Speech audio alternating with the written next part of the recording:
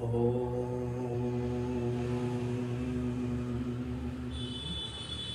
नमः शिवाय। हे समस्त प्रिय आत्म मित्रों, प्रभु प्रेमी, गुरु प्रेमी, ध्यान प्रेमी आत्माओं, आप सबके भीतर विराजमान अविनाशी अनंत परम गुरु परमात्मा के श्री चरणों में हिमालय ऋषि का कोटि कोटि प्रणाम।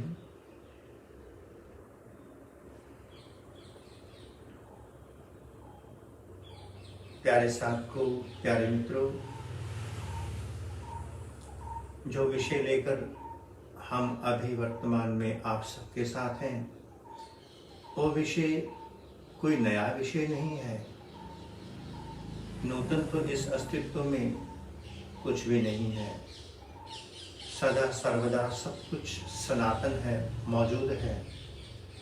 बस उसको कब कैसे किस उपाय विधि से आयाम से कोई उघाड़ लेता है और उसे अपने शब्दों में बता देता है, ये बात अलग है। शेष सब यहीं पर पहले से ही उपलब्ध है।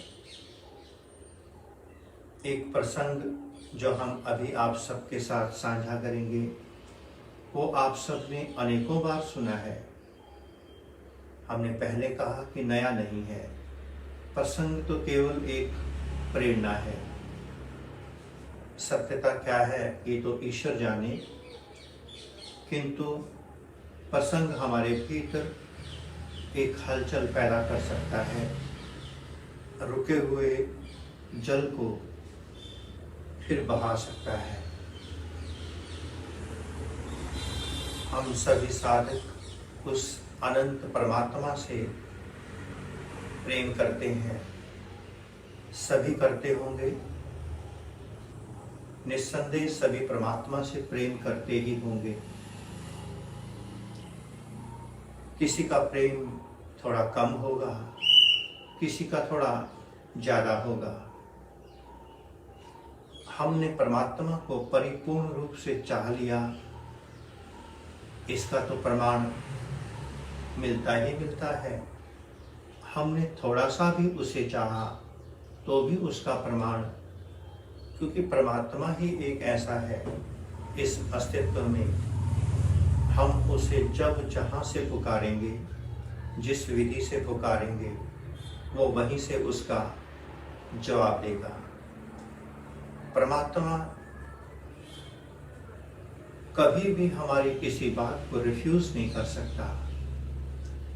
इंसान अपनी मन बुद्धि इंद्रियों के कारण, माया में लिप्त रहने के कारण, आकांक्षाओं के कारण, अपने स्वार्थ के कारण, अहंकार के कारण दूसरे की बात को रिफ्यूज कर सकता है, अनदेखा कर सकता है। किंतु परमात्मा तो प्रेम का दूसरा नाम है, और जहाँ प्रेम है वहाँ कोई स्वार्थ रह नहीं सकता। परमात्मा प्रेम है। उसे जिसे ने भी जहाँ से भी जैसे भी पुकारा, उससे जो भी चाहा, परमात्मा ने उसकी पुकार को सुना। हम सभी साधक अपनी अपनी कमाई लगातार करते रहते हैं। कोई किसी माध्यम से, कोई किसी माध्यम से। संसार में रहने वाले हम सभी प्राणी हैं। कोई संसार से बाहर नहीं है। किसी की जिज्ञासा, इच्छा सुखों के साधन है, और किसी की इच्छा परमात्मा है, आनंद है, तपस्या है। ये प्यास, ये चाहना सभी की अपनी अपनी है। इसके ऊपर तो कोई टिप्पणी नहीं की जा सकती। एक बात और भी कन्फर्म है कि बिना तप के इस अस्तित्व में एक अन्न का कण भी उपलब्ध नहीं होता। यहाँ जो भी जिसे जो मिला वो उसकी तपस्या के कारण ही मिला। तपस्या केवल नेत्रों को मूंद करके बैठ जाना तपस्या नहीं है। तपस्या के तो अनेकों रूप हैं। सेवा भी, भक्ति भी, मंत्र भी, वह हर क्रिया, वह हर कर्म जो परमात्मा के निमित्त किया जाए वो तपस्या ही है, तपस्या ही है। कोई पैंट शर्ट पहन करके समाज की सेवा करता है,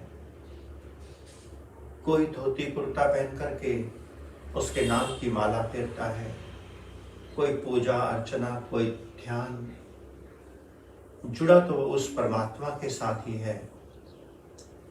और जब परमात्मा से कोई जुड़ता है कमाई होती ही होती है।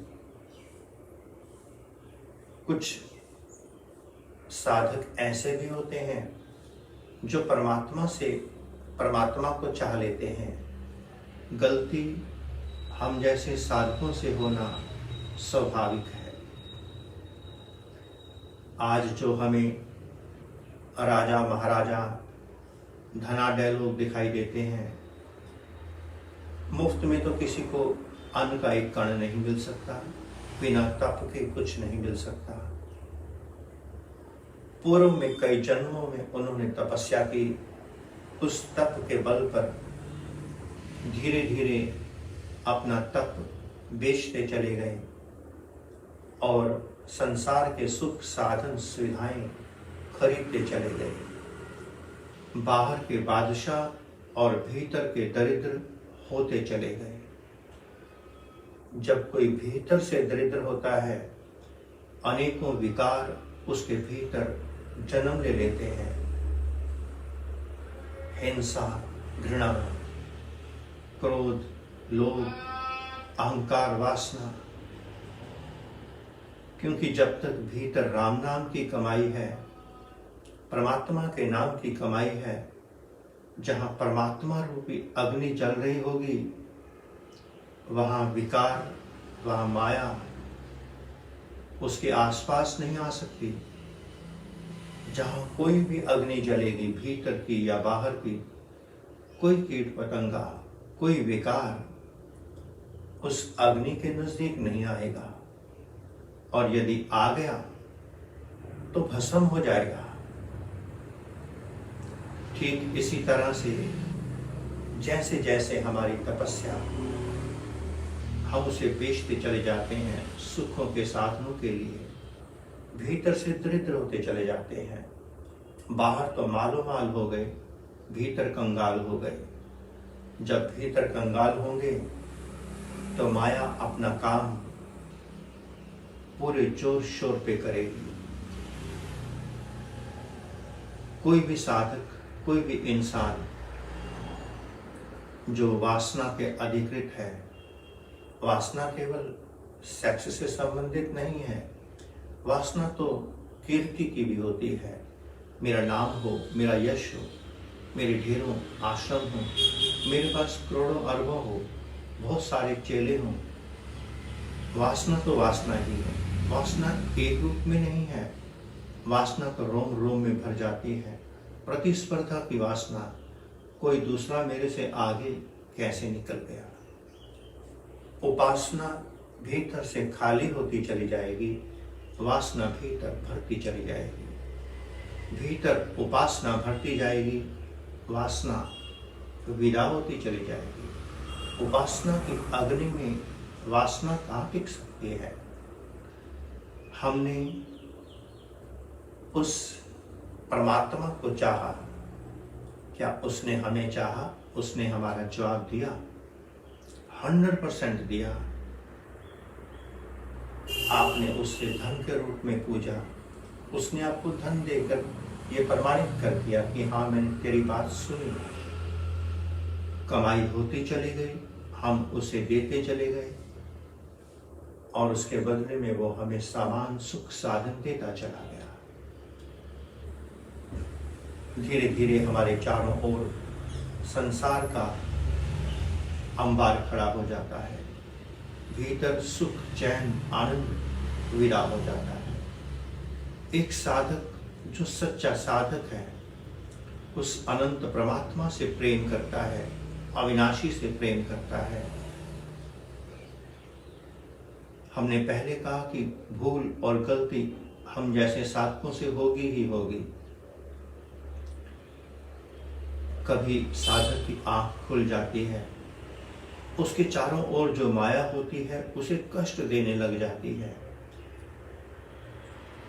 पसारा करने में तो बड़ा मजा आया, अब जब भीतर आंख खुल गई, जागृति आ गई, अब वापस मुड़ना बड़ा मुश्किल हो जाता है।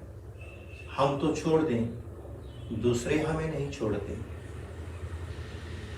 तो जब साधक उस परमात्मा से प्रेम करता है, उसे चाह लेता है 100%, अब केवल तू, दूसरा कोई भी नहीं, दूसरा तीसरा बीच में कोई नहीं आएगा।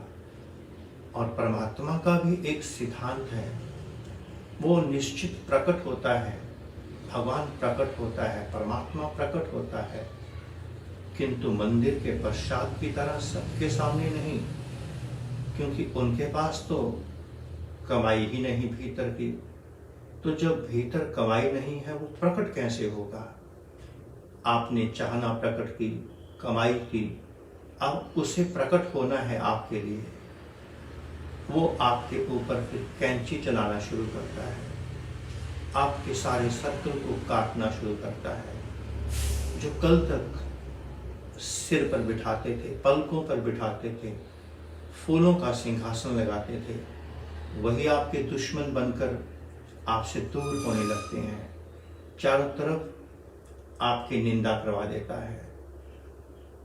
आपने कुछ भी नहीं किया, किंतु आपसे उसने सभी को दूर जो करना है, कुछ तो वो खेल खेलेगा ही, वो निंदा करवा देगा, आपके ऊपर कुछ ऐसे लांछन लगा देगा कि आप इस काबिल ना रहो कि कोई दूसरा आपके करीब आ सके, क्योंकि अब वो आपके करीब आना चाहता है। वो सारी सफाई करना शुरू करता है, आयोजन करता है, प्लानिंग करता है, एक एक को आपके जीवन से दूर करने का, क्योंकि वो आपसे अकेले में मिलना चाहता है। अकेले में वो दो के साथ नहीं मिलेगा। आपने एक प्रसंग सुना होगा, सभी ने सुना होगा, कोई नया प्रसंग नहीं है, हजारों बार सुना होगा।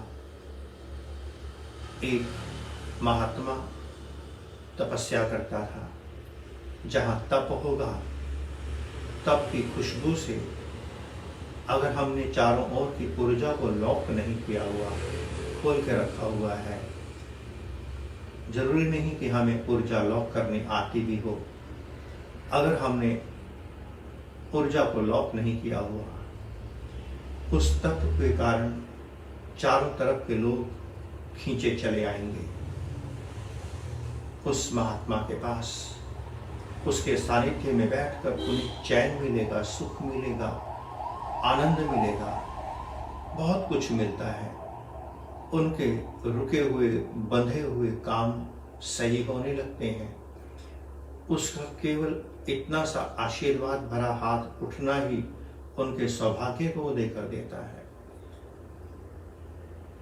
तो एक महात्मा जब, जिसके भीतर उस परमात्मा के प्रति लगन, अगन, प्यास जगी, तड़पन जगी, होश जगी कि किस लिए मैं साधु बना, क्या यही तामझाम इकट्ठा करने के लिए, लोग इकट्ठे करने के लिए, संसार इकट्ठा करने के लिए, पदार्थ इकट्ठा करने के लिए, उसके भीतर प्यास जगी। अब वो उस सर्कल को काटने में सक्षम नहीं है, किसी को भगा नहीं सकता। साधु है, उसके द्वार सबके लिए खुले हैं, किंतु उसने परमात्मा से प्रार्थना कर दी कि प्रभु तू चाहिए। उसके भीतर की करुण पुकार थी, हृदय से निकली हुई वेदना थी कि तू चाहिए, तेरा दीदार चाहिए, तेरे से मिलन चाहिए। परमात्मा से मांगो और परमात्मा ना दे, ऐसा तो कभी हो नहीं सकता। परमात्मा परम दयालु है, परम कृपालु है। प्रतीक्षा करता है उस पल की कि तुम्हारी कमाई का अकाउंट कब तैयार होता है, क्योंकि पैसे जेब में 100 रुपये हों और हम 1000 की चीज मांग लें तो कैसे मिलेगी। पहले वो जब हम उस पे हाथ रखते हैं सच्चे मन से, फिर वो कमाई करवाता है।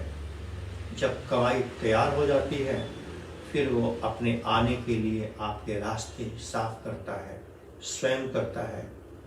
उस महात्मा के पास परमात्मा ने एक वैश्या भेज दी। वैश्या ने आकर के महात्मा के चरणों में प्रणाम किया, सब जानते हैं, और ये कहा कि महात्मा आपका द्वार तो सभी के लिए खुला है, कोई मानव हो या नारी, वैश्या हो या कोई भी, आप किसी को मना नहीं कर सकते। आप संत हैं, संत के द्वार तो सभी के लिए खुले होते हैं। महात्मा के पास, संत के पास कोई उत्तर नहीं था। बात तो उस वैश्या ने सत्य ही कही, क्योंकि उस वैश्या को स्वयं परमात्मा ने भेजा, या यूं कहो कि परमात्मा उस वैश्या के रूप में उस महात्मा के पास चला आया, कैंची बन करके। महात्मा ने कहा ठीक, हम स्वीकार करते हैं, आपकी बात सत्य है। अब वो महात्मा के पास रह गई, सेवा भी करने लगी, सब कुछ नजदीकियां बढ़ने लगी।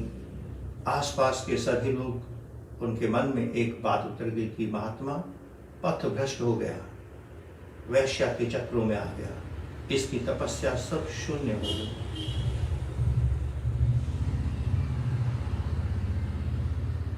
कुछ दिनों बाद एक छोटे बच्चे को भी,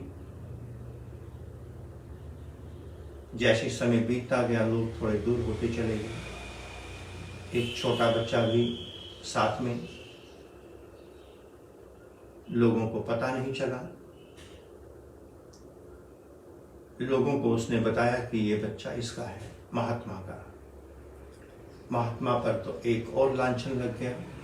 महात्मा के रास्ते सारे बंद होते चले गए, दूर होते चले गए। महात्मा तपस्वी था, कुछ कुछ विवेक था भीतर से, प्रभु की लीला को समझ रहा था। अपनी भेजी हुई चिट्ठी का उत्तर आ गया, उसका भी उसे इशारा मिल रहा था। लोग अनेकों प्रकार की बातें करने लगे। सारे उस महात्मा पर जो कल तक अपनी जान न्यौछावर करते थे, पुष्पों की वर्षा करते थे, आज थू थू करते हुए उस महात्मा से अलग होते चले गए। जब कोई उस महात्मा के पास नहीं रह गया, अकेला रह गया महात्मा, तो उस वैश्या ने कहा मैं चलती हूं। महात्मा ने उस वैश्या का हाथ पकड़ लिया। ऐसा कहते हैं कि नहीं, अब तुझे नहीं जाने दूंगा। वैश्या कहती क्यों? महात्मा कहता कि जो काम मैं इतने समय से करना चाह रहा था नहीं हो पाया, तूने आकर के थोड़े ही समय में वो सारी मल मैल गंदगी डस्ट दूर कर दी। तूने झाड़ू बन करके मेरे पूरे आश्रम की सफाई कर दी। मैं अकेला होने के लिए तड़प रहा था, परमात्मा से प्रार्थना कर रहा था, और तूने मुझे अकेला कर दिया। तेरी इतनी बड़ी कृपा मुझ पे बरसी, अब तुझे मैं जाने कैसे दूं? उस वैश्या ने एक बात बड़ी सुंदर कही कि आपकी प्रार्थना परमात्मा के पास गई, आपने परिपूर्ण रूप से उस परमात्मा को चाह लिया। परमात्मा ने मुझे माध्यम बना करके, एक झाड़ू बना करके, डस्टर बना करके आपके जीवन में उतार दिया। जितना मेरा काम था मैंने कर दिया। अगर मैं रुक गई तो जिसके लिए मैंने सफाई की, जिसके लिए ये सारा आयोजन किया, सफाई की गई, वो नहीं आएगा, वो अकेले में आता है। मुझे अब जाना होगा।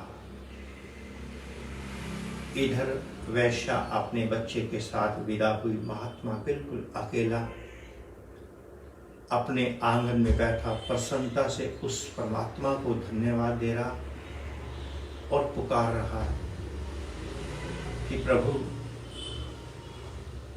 अब किस बात की देरी है।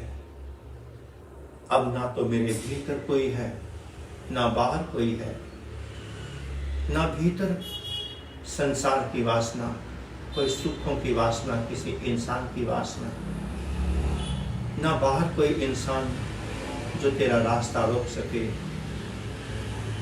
अब तो आ जा। कहते हैं कि परमात्मा प्रकट हो गया, उसके लिए प्रकट हो गया। प्यारे साधकों, प्यारे मित्रों, परमात्मा हम सभी की सुनता है, 100% सुनता है। जितनी दूर से बुलाओगे, जितनी कमाई से उसे पुकारोगे, वो उतना आपके लिए आ जाएगा। उसने मीरा की भी सुनी, सुदामा की भी सुनी, सबकी सुनी। उसने भक्त की भी सुनी, साधक की भी सुनी, ध्यानी की भी सुनी, ज्ञानी की भी सुनी। वो सबकी सुनता है और प्रतीक्षा करता है केवल आपके अकेले हो जाने की।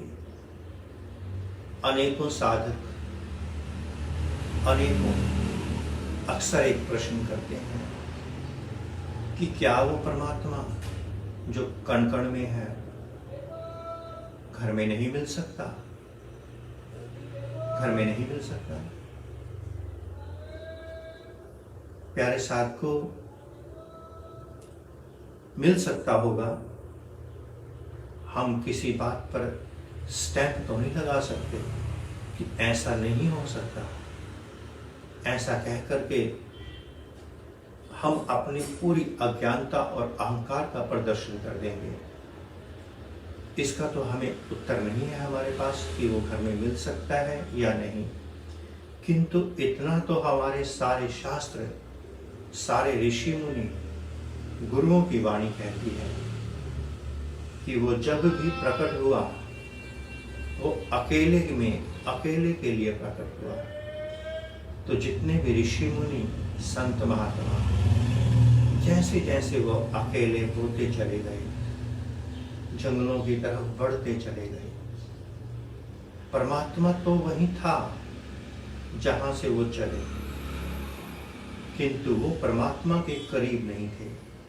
इधर से संसार कम होता चला गया, वो परमात्मा के करीब होते चले गए। एक समय ऐसा भी आता है जब संसार शून्य हो जाता है, तब भक्त और भगवान दोनों एक हो जाते हैं।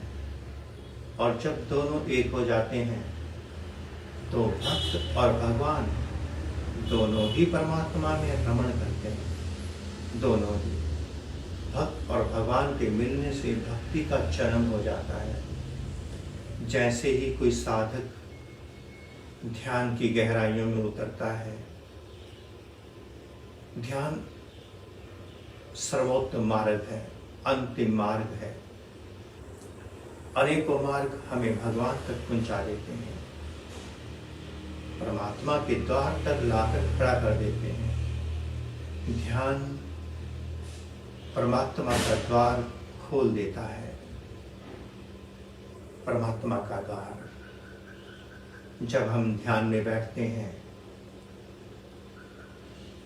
परमात्मा उस पल की प्रतीक्षा में होता है कि कब भीतर पूर्ण रूप से महाशून्य की स्थिति घटित हो, थॉटलेसनेस की स्टेज घटित हो, एक थॉट भी ना बचे, बस जैसे ही भीतर पूर्ण खाली होता है, साधक की उसी समय सुरती लग जाती है। सुरती सीधे अकड़ तक तो हम तभी तक बैठे हैं जब तक चेतना मन बुद्धि इंद्रियों के साथ जुड़ी है। सुरती लगते ही, सुरती लगने की देर है, उसी पल इस शरीर से कनेक्शन डिस्कनेक्ट होता है और उस परमात्मा से जुड़ता है। जैसे हम बस में सफर कर रहे हों, पकड़ कर बैठे हैं, नींद का झटका लगते ही हाथ नीचे गिर जाता है, सिर एक किनारे गिर जाता है, हम नीचे गिर जाते हैं। जब तक जगे हुए हैं, जब तक हम होश में हैं, तब तक हम मन बुद्धि इंद्रियों विचारों के साथ हैं। तब तक सुरती कैसे घटित होगी? नहीं हो सकती। माला जप रहे हैं, पूर्ण चेतना माला में है। जैसे ही सुरती लगेगी, या माला गिरी पड़ी होगी या माला वहीं रुकी पड़ी होगी, आप कहीं विलीन हो गए होंगे। परमात्मा उस पल की प्रतीक्षा करता है, उस पल की, कि कब तुम अकेले हो जाओ। हम अनेकों समय से अनेकों साधक ध्यान करते हैं, अकेले नहीं हो पाते। मन सदा चलता रहता है, विचार सदा चलते रहते हैं। कैसे गहरी डुबकी लगेगी? नहीं लगती। इसलिए प्यारे साथियों, प्यारे मित्रों, आप अगर सच में उसे चाहते हैं, उस अनंत परमात्मा को, उससे प्रेम करते हैं, फिर सब कुछ विदा होगा, सब कुछ। अभी तो भीतर अनेकों शास्त्र, लेक्चर, मंत्र, क्रियाएं, न जाने क्या क्या भरा है। जुड़ना चाहते हैं उस परमात्मा से, चाहते हैं सुरती लगे, भीतर महाशून्य घटित हो। जो चाहना है उस और काम भी करना होगा, चलना भी होगा, तभी बात बनेगी, ऐसे नहीं बनेगी। तो प्यारे साथियों, प्यारे मित्रों, जो संदेश परम ब्रह्म परमात्मा की कृपा से परमात्मा ने हमें मैसेंजर बनाकर आप तक पहुंचाया, आप सबके मध्य में हम भी एक बैठे हैं, हमें भी वो संदेश मिला।